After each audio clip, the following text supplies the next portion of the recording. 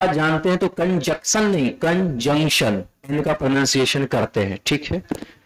अगर सही मामले में समझा जाए तो ये कंजंक्शन बेसिकली इसे हम एक नाम दे सकते हैं ज्वाइनिंग वर्ड, ठीक है। ज्वाइनिंग वर्ड नाम दे सकते हैं या फिर कंबाइनिंग वर्ड, या फिर हम नाम दे सकते हैं लिंकिंग वर्ड। आगे चल के ये वर्ड फ्रेज में भी बदल जाएगा क्योंकि एक से ज्यादा वर्ड्स हो जाएंगे कंजंक्शन में। तो याद रखिएगा कि कहीं भी आपके सामने अगर लिखा हुआ है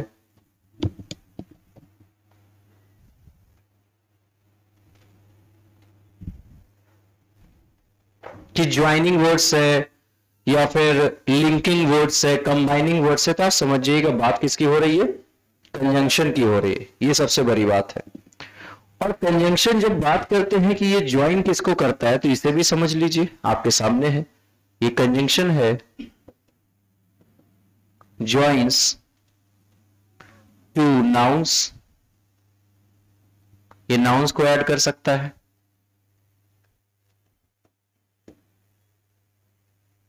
प्रोनाउंस को ऐड कर सकता है, एडजेक्टिव, एडवर्ब्स,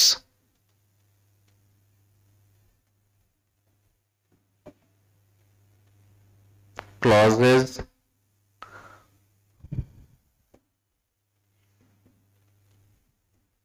सेंटेंसेस एक्सेट्रा, इसको जोड़ने के काम करते हैं। इसको लिखिए,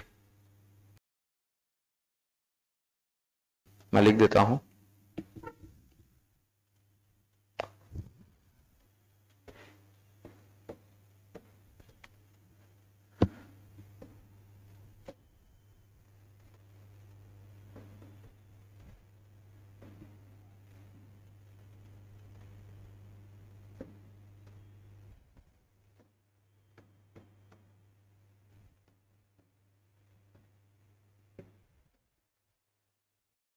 ठीक है, लिख लिए सारे लोग? थोड़ा फास्ट लिखने का हैबिट डालिए, कुछ लोग बहुत ज्यादा स्लो लिखते हैं। ऑनलाइन में सारे लोग हैं, सब लोगों को गुड इवनिंग।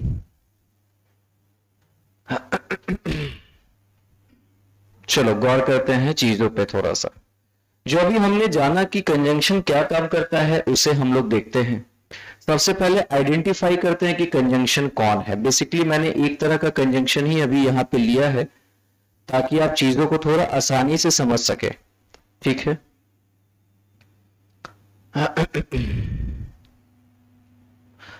अब कंजंक्शन के बाद हम लोग हाईलाइट करने वाले हैं जो हमारे सामने दो वर्ड्स कंजंक्शन के हेल्प से ऐड ऑन हुए। सबसे यहां पहला आपको दिख रहा है जो ब्यूटीफुल है और साथ में क्या है, क्लेवर। यहां बात करें सिंगिंग की और यहां क्या है, dancing. Here Ram and Shyam, you I, slowly softly, he is an honest man और is not rich में he भी है। यहां पे क्या ऐड हुआ बताओ? ऐड हुआ है दो एडजेक्टिव्स, ठीक है। मेरा तो माइंड कहीं और है तो हम तो सही बता रहे हैं इसका। अभी आज फर्स्ट डे, बहुत दिन के बाद है तो एडजस्ट हो रहा है क्या जी, है ना? हो तो एडजस्ट हो गया है, दो दूध होपी एडजस्ट हो जाएगा तुरंत, यहां नहीं बाहर में। सिंगिंग जो है दो वर्ड्स को क्या कर रहा है, ऐड ऑन कर रहा है, सिंगिंग डांसिंग। राम और श्याम क्या है, दो नाउन्स को ऐड कर रहा है। यू एंड आई क्या कर रहा है, प्रोनाउन है, ऐड हो रहा है। स्लोली और सॉफ्टली क्या है, एडवर्ब्स हैं जिसे ऐड कर रहे हैं कंजंक्शन की मदद से। और यहाँ पे दो अलग अलग क्या है, क्लॉजेस हैं। सेंटेंस कहो या फिर जो कह लो, क्लॉजेस कह लो, बात बराबर है। तो आप ये देख पा रहे हैं, आगे चलोगे तो फ्रेजेस को भी ऐड करता है। बट ठीक इतना आपको ये बता दिया कि कहीं ना कहीं आप क्या कर सकते हैं, कंजंक्शन की मदद से ऑलमोस्ट पार्ट्स ऑफ स्पीचेस को आप ऐड कर सकते हैं। और भी चीजों को ऐड कर रहे हैं, क्लॉजेस को ऐड कर रहे हैं। सेंटेंसेस को ऐड कर रहे हैं, ये सबसे बड़ी बात है। या सेंटेंस इसलिए नहीं लिखे क्योंकि सेंटेंस कंप्लीट होता है, ये तो पार्ट है सेंटेंस का, इसलिए मैंने क्या लिखा, क्लॉज लिखा। हाँ, दो इसको अगर हम अलग अलग कर देते, he is an honest man, he is not rich, ये दो अलग सेंटेंस रहता, तब इसको ऐड करते तो वहां क्या कहलाता, सेंटेंसेस। लेकिन अभी इस सेंटेंस में ये सेंटेंस के पार्ट हो गए, इसलिए इन्हें क्या कहा जा रहा है, क्लॉज कहा जा रहा है। ये बात समझ में आ गया यहां तक। तो कंजंक्शन का पर्पस बेसिकली ये है कि हम चीजों को ऐड ऑन करते हैं, किसी तरीके से जोड़ते हैं। अब ये तो बात समझ में आ गया कि कंजंक्शन जोड़ने वाला काम करता है। अब कंजंक्शन कितने टाइप्स के होते हैं, इस पे सवाल खड़ा उठता है। बहुत सारे लोग अलग अलग तरीके का आपको डेफिनेशन मिलेगा, ऐसा कंजंक्शन होता है, वैसा कंजंक्शन होता है। But in English language there are only two types of conjunctions. First one is coordinating conjunction and the second one is subordinating. इसी में पूरा दुनिया कंजंक्शन का समाया हुआ है। इसी में कुछ अलग पेयर कंजंक्शन कहेंगे, कुछ कोरिलेटिव कंजंक्शंस कहेंगे, मैं भी बताऊंगा कुछ। लेकिन अगर आप कोऑर्डिनेटिंग और सबऑर्डिनेटिंग को समझ पा रहे हैं, इसका मतलब है कंजंक्शन आप पूरा समझ रहे हैं। और बहुत डायनेमिक चैप्टर है, आराम से और बढ़िया से पढ़ेंगे, लंबा चलेगा। ये भी आपका 7, 8, 10 क्लास तो जाना ही जाना है कम से कम लेक्चर्स, तो मजा आएगा। क्योंकि कंजंक्शन एक ऐसा टॉपिक है जो बहुत सारे सिलेबस को, ये जैसे प्रोनाउन हमने जब पढ़ा था तो मैंने बोला कि प्रोनाउन में हम लोग 3-4 चैप्टर्स पढ़ेंगे, जिसमें हम प्रोनाउंस भी पढ़ेंगे, एडजेक्टिव्स भी पढ़ेंगे, कंजंक्शंस भी पढ़ेंगे, एडवर्ब भी पढ़ेंगे। याद करो वहां पे हमने इधर और नीदर नॉर को कंजंक्शन की तरह पढ़ रखा है, जो यहाँ पे हम थोड़ा बहुत बताएंगे या फिर उसके रिलेटेड चीजों को हम समझेंगे। तो वही बात यहाँ भी है कि ये आपके एग्जामिनेशन के पॉइंट ऑफ व्यू से, चाहे आप कॉमन एरर की बात करिए, इंप्रूवमेंट की बात कीजिए, यहां तक कि cloze test, fill in the blanks, हर जगह कंजंक्शन छाया हुआ है।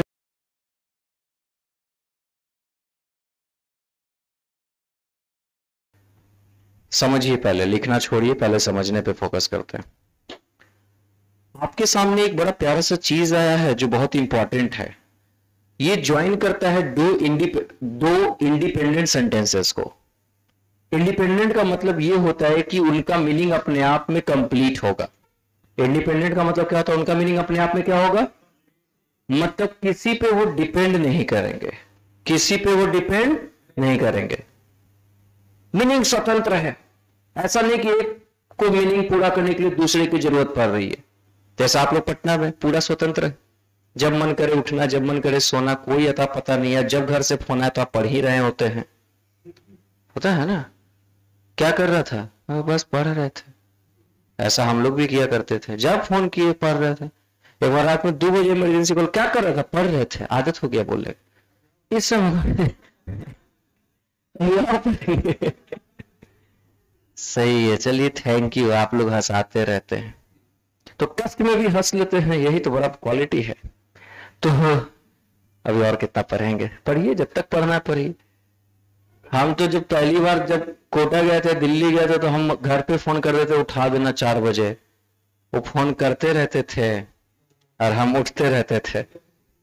उसके बाद सामने वाला भी हार पछता गया, हम भी हार पछता गए। तो यही सब होता है, पर ठीक है, ये लाइफ फिर लौट के नहीं आएगा। सो एंजॉय दिस टाइम और मेहनत भी कीजिए। When we break the main sentence, we get two independent sentence. होगा क्या कि जब 2 इंडिपेंडेंट सेंटेंसेस को जोड़ोगे कोऑर्डिनेटिंग कंजंक्शन की मदद से, तो फिर जब तोड़ना है तो अलग भी कर सकते हैं, क्योंकि दोनों इंडिपेंडेंट है। जुड़े थे तो भी ठीक है, नहीं जुड़े तो भी ठीक है भाई, अलग अलग चले गए। चलिए छोड़िए, इधर आइए, कॉन्सेप्ट पे आइए भाई। आप लोग को कुछ कहना भी पाप है। तो हम 2 अलग इंडिपेंडेंट सेंटेंस पा लेते हैं, लेकिन यहाँ पे क्या है कि ज्वाइन करते हैं। यहां जब ज्वाइन करने की बात आती है तो हम एक डिपेंडेंट और एक इंडिपेंडेंट को जोड़ते हैं। अब जब एक डिपेंडेंट है जो इंडिपेंडेंट पे डिपेंडेंट है, इंडिपेंडेंट पे कौन डिपेंडेंट है, डिपेंडेंट, तो ऐसे कंडीशन में इसको अलग नहीं किया जा सकता। ये अलग होंगे नहीं, जिएंगे साथ और मरेंगे साथ, ये सकते हैं। यही बात हमने जाना था, ठीक है। जैसे कुछ एग्जाम्पल्स की अगर हम बात करें इसमें, तो कुछ एग्जाम्पल्स अगर आपको ध्यान में आने चाहिए तो आप लिखिए जो मैं लिखा रहा हूं।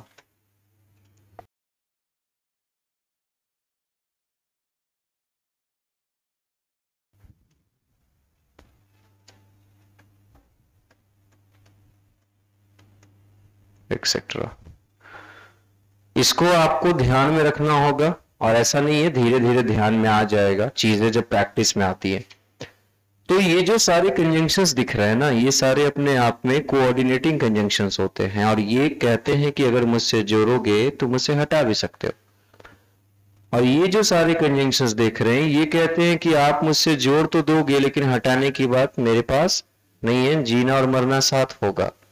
यही कंडीशन होता है, और इसीलिए इसे हम कंडीशनल कंजंक्शंस भी कहते हैं, कंडीशनल सेंटेंसेस भी कहते हैं।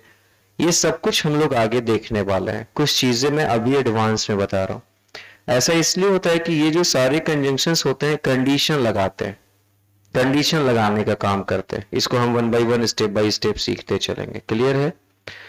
तो ये सबसे इंपॉर्टेंट स्टार्टअप था आपके पूरे कंजंक्शन का। अब यहां से हम क्या करेंगे, अलग अलग पार्टिकुलर कंजंक्शंस की बात करेंगे कि कौन कंजंक्शन कैसे काम करता है, किस कंजंक्शन का क्या यूज है, और किस कंजंक्शन से एग्जामिनेशन में क्वेश्चंस कैसे पूछे जाते हैं। इन सारी बातों को हम लोग वन बाय वन देखेंगे।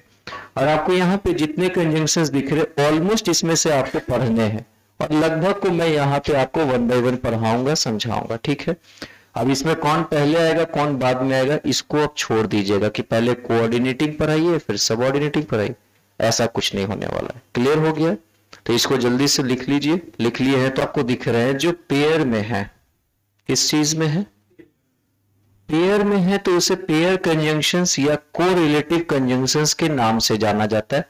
बेसिकली एग्जामिनेशन से इसका कुछ भी लेना देना नहीं है, इसके नाम से कोई लेना देना नहीं है, बस आपको उसका कॉन्सेप्ट पता होना चाहिए, यूज पता होना चाहिए। जैसे पेयर वाले कंजंक्शन कौन दिख रहा है आपको, इधर और या आइदर और, neither nor, not only but also आगे आएगा, जैसे वेदर और आएगा। ठीक है? ऑल्दो के साथ येट का कॉम्बिनेशन बनेगा, वो आएगा। ठीक है? बोथ के साथ एंड का कॉम्बिनेशन बनेगा, वो आएगा।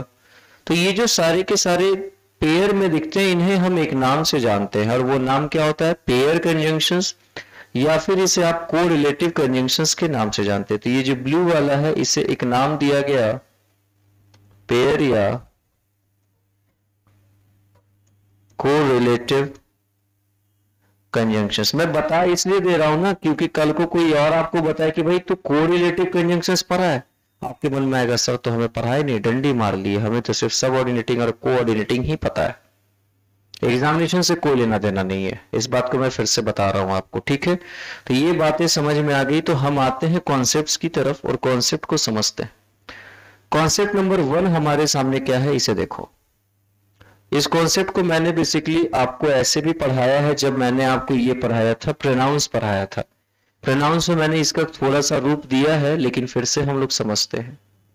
हम एक कोरिलेटिव कंजंक्शंस की बात कर रहे हैं जिसका नाम है इधर। इधर के साथ आप ऐड कर सकते हो नाउन या प्रोनाउन, क्योंकि ये सब्जेक्ट पार्ट में है। इधर का कॉम्बिनेशन वर्ड क्या होता है, और इसके बाद फिर से आप दे सकते हैं नाउन या pronoun. And these nouns and pronouns इधर सिंगुलर भी हो सकते हैं, प्लूरल भी हो सकते हैं, कोई मैटर नहीं करता है क्योंकि अब कंजंक्शन है। हाँ, स्टार्टिंग में जब इधर पढ़ रहे थे तो अकेले में इधर प्रोनाउन और डिटरमिनर होता था, याद करो। और वैसे कंडीशन में इसके साथ सिंगुलर वर्ब सिंगुलर नाउन आता था, याद आ रहा है कुछ। इधर इज हैप्पी, इधर इज रेडी, इधर बॉय लिखते थे, इधर बॉयज नहीं लिखते थे। बट मैंने वहां भी ये बात डिस्कस किया था कि जिस दिन ये कंजंक्शन बनेगा तो उस दिन ये जैसा मन चाहे वैसा नाउन ले सकता है। तो आज की डेट में ये जो है आपके सामने इधर के साथ और का रिलेशन बना के कंजंक्शन बन गया, यहाँ कहीं कोई बात प्रोनाउन की या एडजेक्टिव की नहीं हो रही है। इसी तरीके से आगे हमारे सामने एक और कोरिलेटिव है जिसका हम नाम जानते हैं, और उसे क्या कहते हैं, नीदर। नीदर के साथ वही बात चलेगी, नाउन या प्रोनाउन होगा, फिर से इसका कॉम्बिनेशन वर्ड नॉर। एग्जामिनेशन में कॉम्बिनेशन वर्ड से भी क्वेश्चंस रहेंगे, इस बात का ध्यान रखिएगा। नीदर के साथ और, इधर के साथ नॉर का यूज कर देगा। इसके बाद फिर से हम जो यूज करने वाले हैं दैट शुड बी नाउन और प्रोनाउन। ठीक है? उसके बाद हमारे सामने कौन है, नॉट ओनली।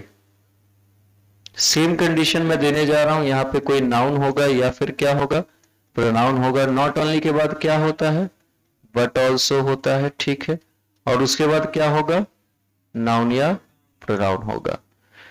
कोई नाउन या प्रोनाउन अगर आपके सामने दिख रहा है और उसको हमने जोड़ा है किसी और से, सिर्फ एक कंजंक्शन है और, ये कोरिलेटिव नहीं है, ये सिंगल कंजंक्शन है। तो ऐसे कंडीशन में क्या होता है, बेसिकली यहां पे मैं ये दिखाना चाह रहा हूं कि ये जो भी आपके सामने दिख रहा है ये टोटल सब्जेक्ट के पार्ट है। किस चीज के पार्ट है, इसे समझिए, ये टोटल सब्जेक्ट के पार्ट है।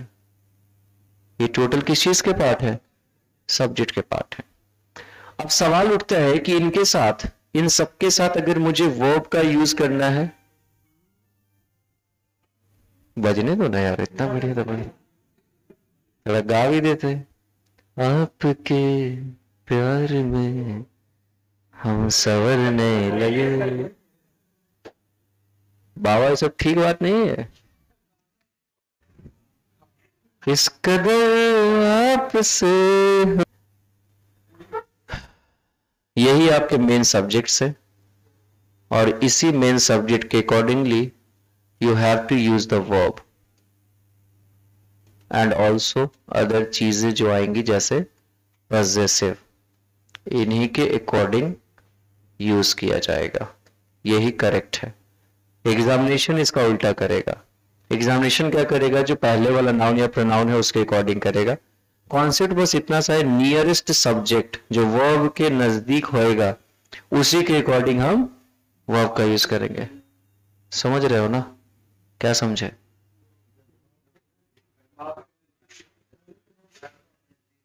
तो हंस के क्या बोल रहे, नियर बोले इसी के लिए। तुमको ज्यादा नहीं समझ रहा है सब समझ रहे हैं, लिखो इसको।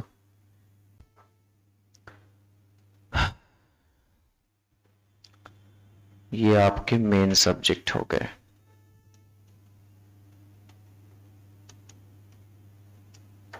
नोट करके एक पॉइंट लिख लो।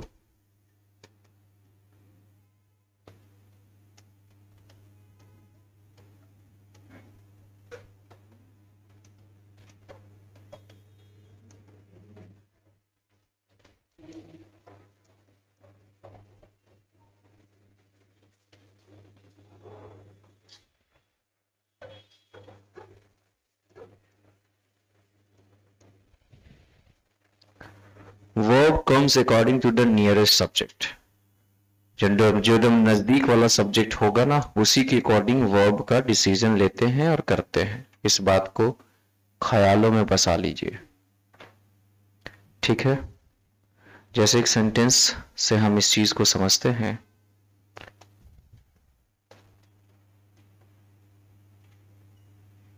Not only Reena but also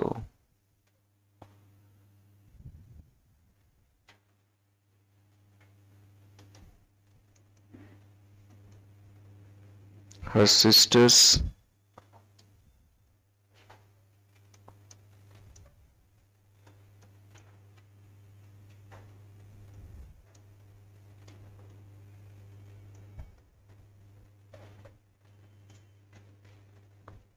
not only Rina but also her sisters was ever present in the party। आप समझ सकते हैं क्या आंसर होगा।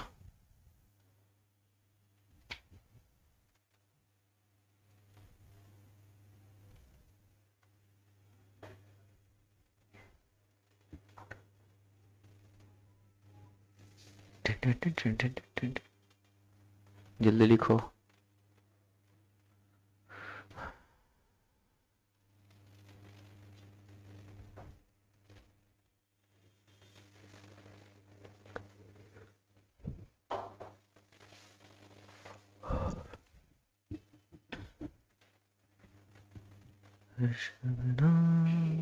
हो गया, क्या होगा, वॉज होगा, वर होगा। बिल्कुल सही। नियरेस्ट सब्जेक्ट की अगर हम बात करते हैं तो चचा यहाँ पे जो नियरेस्ट सब्जेक्ट है ये सिस्टर्स है, जो कि अपने आप में प्लुरल है और इसके अकॉर्डिंग हमें प्लुरल वर्ब वर का यूज करना होगा, वॉज नहीं। ये था सिंपल कॉन्सेप्ट, ये था आम जिंदगी। अब आते हैं मेन टॉस वाली जिंदगी जो मेंस लेवल में जाएगा।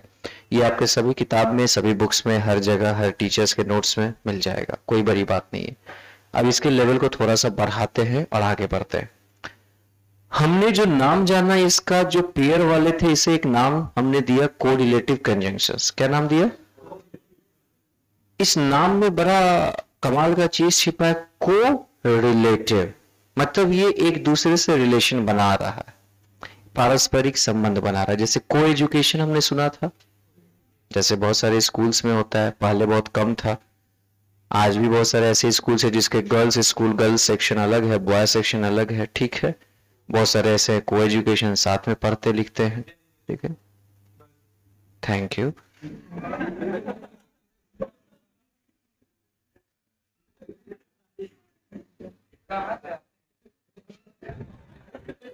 घर से आते हैं और कहां से आते हैं?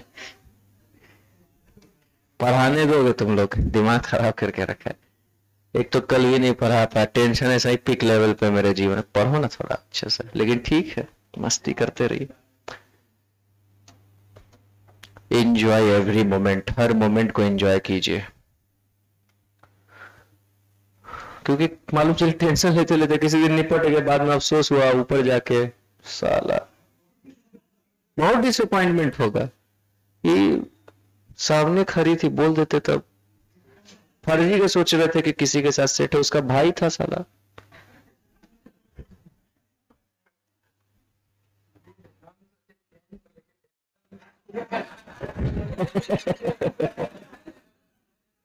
Relative conjunction. देखो, टीचर एक ऐसा नाम होता है ना कि टेंशन कितना भी रहे उसे अपने आपका बेस्ट परफॉर्मेंस ही देना होता है। हम रोएंगे तो आप ऐसे भी रोता हुआ। कुछ पॉइंट्स समझेंगे कि क्या क्या पॉइंट्स हमारे सामने कुछ आने वाले हैं, उन पॉइंट्स को डिस्कस करेंगे। अगर आपसे पूछा जाए कि बताओ कोरिलेटिव कंजंक्शंस किसे कहते हैं, तो तुम बताओगे क्या? ये बोलो, बताओगे क्या? पूछा जाए व्हाट इज कोरिलेटिव कंजंक्शन, क्या बोलोगे?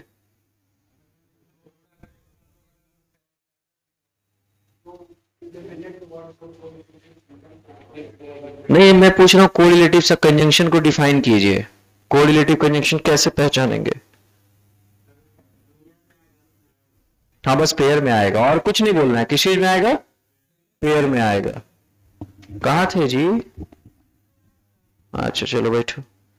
तो यहां पे दो तीन चीजों को ध्यान से समझने की कोशिश कीजिएगा। पहला,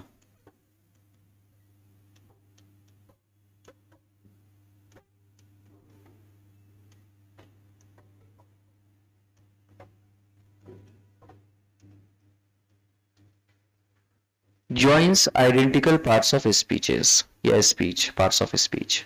इसका मतलब बताओ क्या होगा? इसका मतलब क्या होगा? कोरिलेटिव कंजंक्शन जब जोड़ते हैं ना, तो नाउन को नाउन से जोड़ेंगे, प्रोनाउन को प्रोनाउन से जोड़ेंगे, वर्ब को वर्ब से जोड़ेंगे, कंजंक्शन को कंजंक्शन से जोड़ेंगे। And this is a major point examination में समझने के लिए, क्योंकि अच्छे लेवल के एग्जामिनेशंस में ऐसा अक्सर देखा गया है कि नाउन के साथ हो सकता है कि कोई अदर एडजेक्टिव को जोड़ दिया गया होगा, वर्ब के साथ एडवर्ब को ऐड कर दिया होगा। In that case you must know the parts of speeches या parts of speech of that particular word.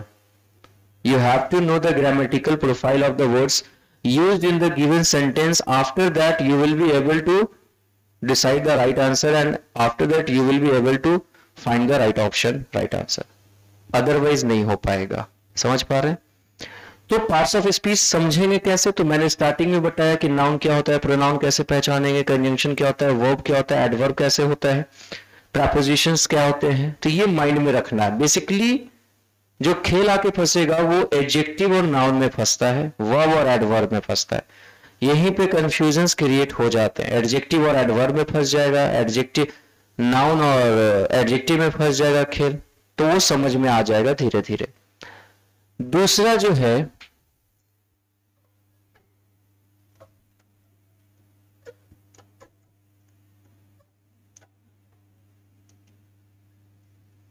Identical correlative conjunctions के जो दो पार्ट होते हैं, जो पेयर होते हैं, उसको एज क्लोज एज पॉसिबल रखा जाता है। एज क्लोज एज पॉसिबल का मतलब इधर और के बीच में बहुत ज्यादा चीज आप नहीं लगा सकते, ठीक है? बहुत कुछ यूज कर दिए, नॉट ओनली बट ऑल्सो के बीच बहुत कुछ नहीं, कोशिश कीजिए जितना वो करीब रहे, मतलब जितने छोटे छोटे चीजों को जोड़ें, क्योंकि जितने छोटे चीजों को जोड़ेंगे गलती होने की संभावना उतनी कम रहेगी, पॉसिबिलिटी बहुत लेस हो जाता है। This is the second major point जो आपको क्वेश्चंस बनाएगा, मैं दिखाऊंगा आगे। And the third most important point जो आप मार्केट के बुक्स को उठा लीजिए, आपको नहीं मिलेगा, वो मैं आपसे डिस्कस करने जा रहा हूं, एंड दैट इज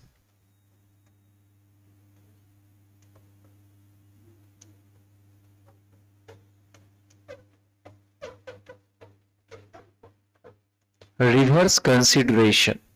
और ये आपका सर झकास पॉइंट है, पढ़ी कीजिए आप लोग, आते हैं समझते हैं बाबू क्या क्या है। Okay, joins identical parts of speech, ये ज्वाइन करता है। अच्छा, ज्वाइंस लिखें या ज्वाइन लिखें?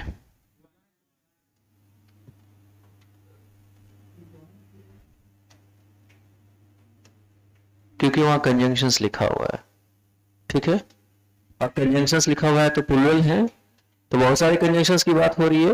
तो join identical parts of speech, तो प्लूरल है तो प्लूरल वर्ब की तरह यूज करेंगे, ज्वाइंस नहीं होगा, सिंगल होता तब लिखते ज्वाइंस।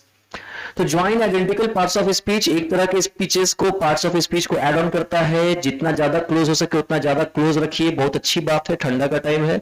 और रिवर्स कंसिडरेशन, इसको हम एग्जाम्पल से बताएंगे। चलिए, तो पैसे खिलवत में एग्जाम्पल्स लिखिए।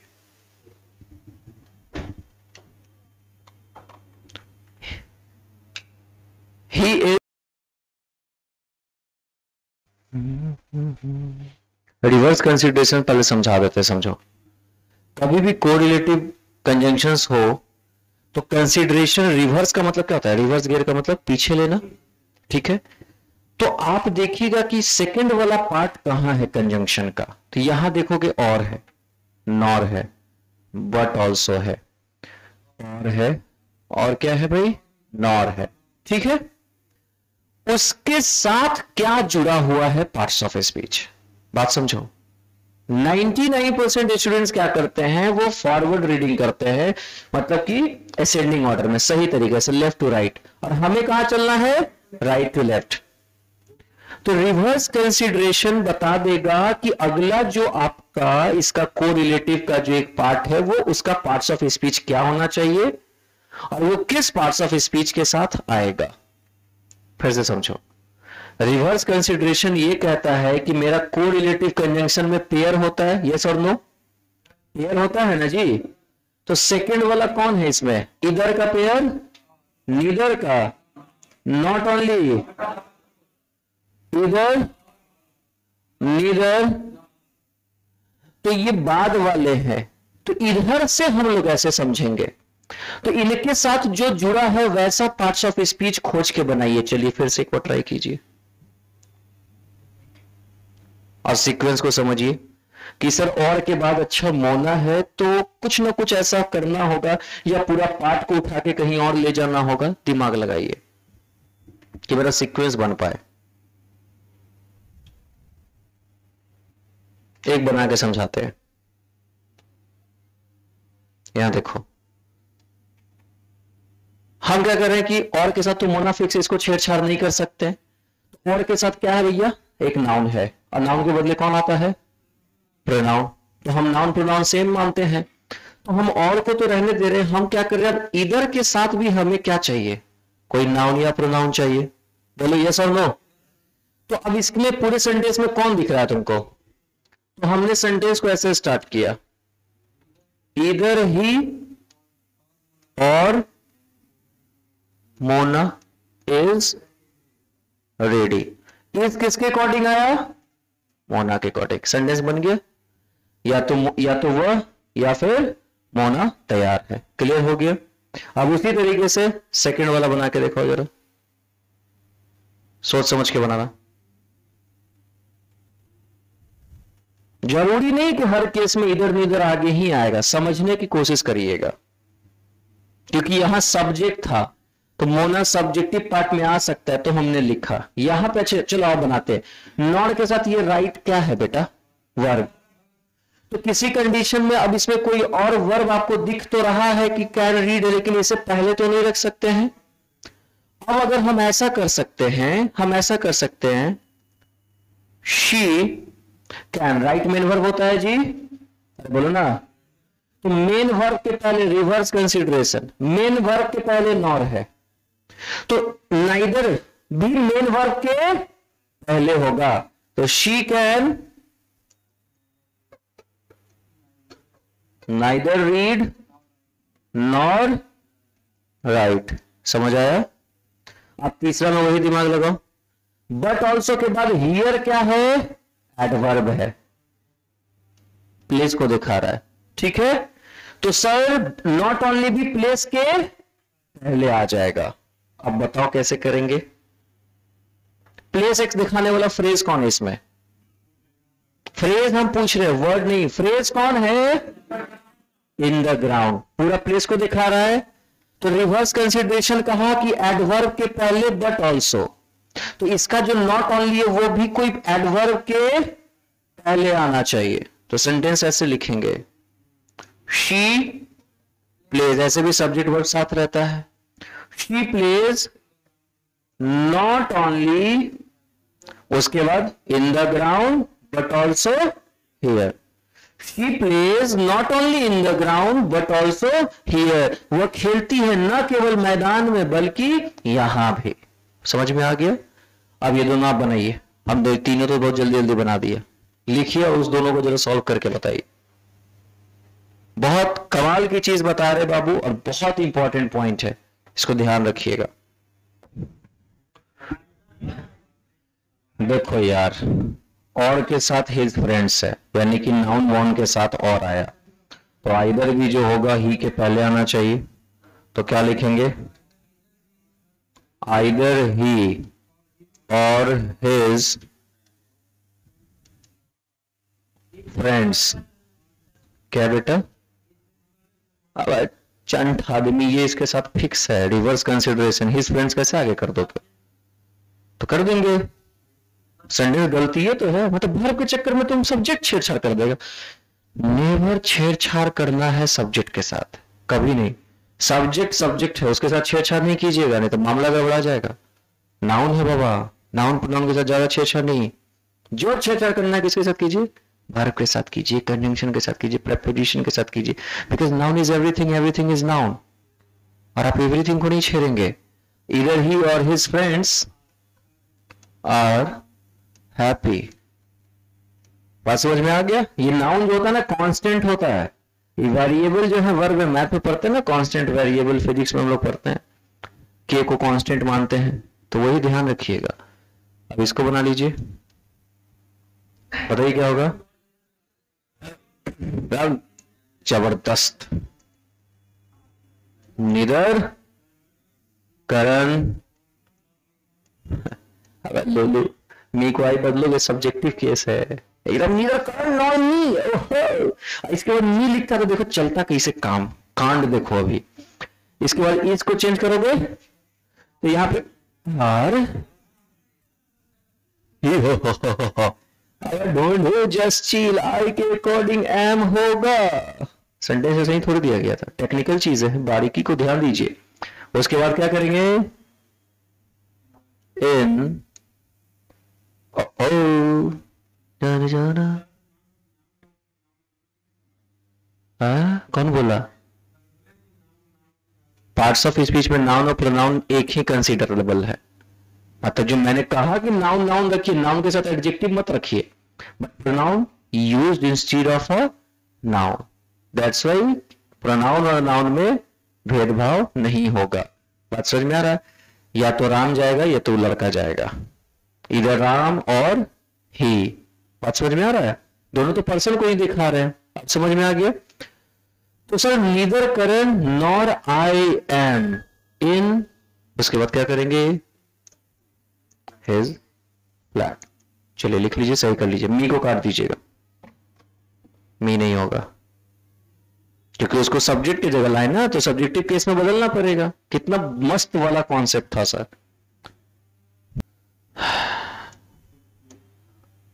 यहां देखो हम लिख रहे हैं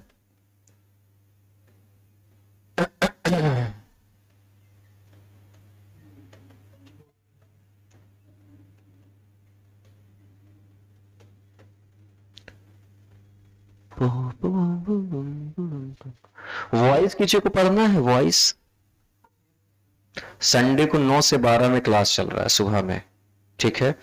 उसमें वॉइस का हम स्टार्टिंग का थोड़ा बहुत पढ़ाए हैं, ज्यादा नहीं बताए हैं कुछ, ठीक है। नहीं, फर्स्ट क्लास बस वॉइस का आपका छूट गया होगा, ठीक है। हाँ, संडे को एक्स्ट्रा क्लास रखे हैं 9 से 12, ठीक है। ऐसे वो चल रहा है आपको 3:30 बजे वाले बैच में। तो अगर वॉइस आप करना चाहते हैं तो कर लीजिएगा, कोई दिक्कत नहीं है। और अगर उस समय वाला बैच का ऐप पे आपका होगा तो उसमें तो है भी, ऐसे भी, ठीक है। तो आप ही लोग के बैच में होगा ना वॉइस? वॉइस तो आप ही लोग के बैच में का वो लाइव उस समय होता है। तो जो इस बैच को मतलब जो परचेज किए हुए होंगे ना, उनको वॉइस का फर्स्ट क्लास तो ऐसे भी तो ऐप पे ही है, मत आइएगा, आ जाइएगा। हम समझ रहे बेटा, तो ऑनलाइन बहुत दूसरा चीज सब होता है, हम नहीं समझते हैं विद्यार्थी जीवन में क्या। अरे सब होता, चैटिंग तो छोटा चीज है, क्या बात है। तुम यहाँ आजकल फेस टू फेस बात होता है, तुम चैटिंग के जमाने में कहाँ अटका हुआ है? समझा पूछ रही है, अफसोस दिखा रहा अपना। It is possible to split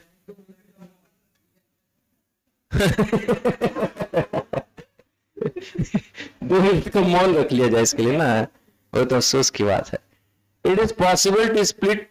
अभी क्या याद आ रहा है ना कि जैसे बचपन में स्कूल वाला जो क्लास होता था ना, वैसा इन्वायरमेंट आप लोग बना दिए हैं इस बैच का। बट ठीक है, हम पूरे दिन भर का थकान हमको इस बैच में निकल जाता है, पूरा थकान। जैसे मेरे बैचेस की खासियत क्या है कि जब फेयरवेल हुआ जो भी प्रीवियस बैचेस के, तो एक पॉइंट हमेशा आता कि सर, हम पूछते थे मेरे पास पढ़ने आने का कोई रीजन बताओ, तो उसमें एक कॉमन रीजन आता था कि सर आपके क्लास में आने के बाद ना दुनिया का जितना टेंशन हुआ रहता है वो कम जाता है, दूर हो जाता है, भूल जाते हैं। मैं आप लोगों को कह रहा हूं कि इस बैच में मेरा टेंशन कम हो जाता है, टेंशन चलाता है पेंसिल लेने। It is possible to split but also. इसका मतलब क्या हुआ? स्प्लिट का मतलब होता है अलग करना। स्प्लिट का मतलब क्या होता है? इसका मतलब ये हुआ कि बट ऑल्सो को अलग किया जा सकता है। इसका मतलब है कि उसके बीच में आप कुछ भी डाल सकते हैं। बात समझ में आ रहा है? ये आप लोगों को ध्यान में रखना है। सब्जेक्ट वगैरह ये सब चीजें आप इसमें ऐड ऑन कर सकते हैं। नॉट ओनली को नहीं छाट सकते हैं, अलग कर सकते हैं। बट ऑल्सो के बीच में अलग कर सकते हैं, मतलब उसके बीच में कोई वर्ब आ गया, सब्जेक्ट आ गया, कोई क्लॉज आ गया, वो हम यूज कर सकते हैं। इसलिए लिखा गया कि बट ऑल्सो को स्प्लिट करना संभव है। बात समझ में आ गया? जैसे कि एक क्वेश्चन देखो ऐसे,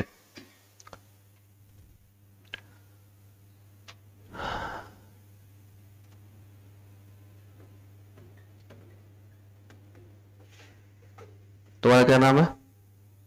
आशीष। आशीष नाम का लड़का ना, नहीं बोलेंगे, छोड़ो, बुरा मान जाओगे।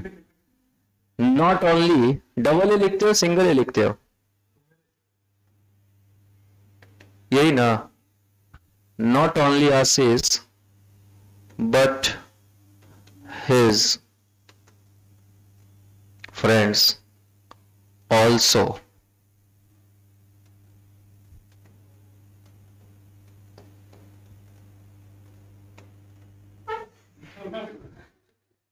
क्या लिखा हुआ है?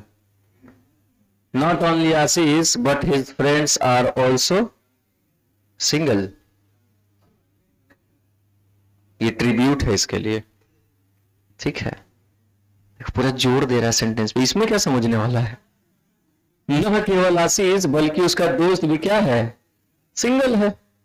अब हम दिखाना क्या चाह रहे हैं कि सिर्फ नॉट ओनली के साथ आशीष है, ठीक है, बट और ऑल्सो के बीच में हमने क्या यूज कर दिया? हिज फ्रेंड्स का यूज कर दिया। और इसी के अकॉर्डिंग यहाँ पे क्या आया? आ रहा है, कोई दिक्कत नहीं, ये काम कर सकते हैं। तो कभी भी बट ऑल्सो के बीच में कुछ लिखा मिल जाए तो ऐसा नहीं आपत्तिजनक स्थिति, भाई बाप की हो गए, माई के माई ई के जैसे आ गए, आज तक तो बट ऑल्सो साथे हल है, ऐसा नहीं कीजिएगा, ठीक है। लिख लीजिए, आप अलग कर सकते हैं।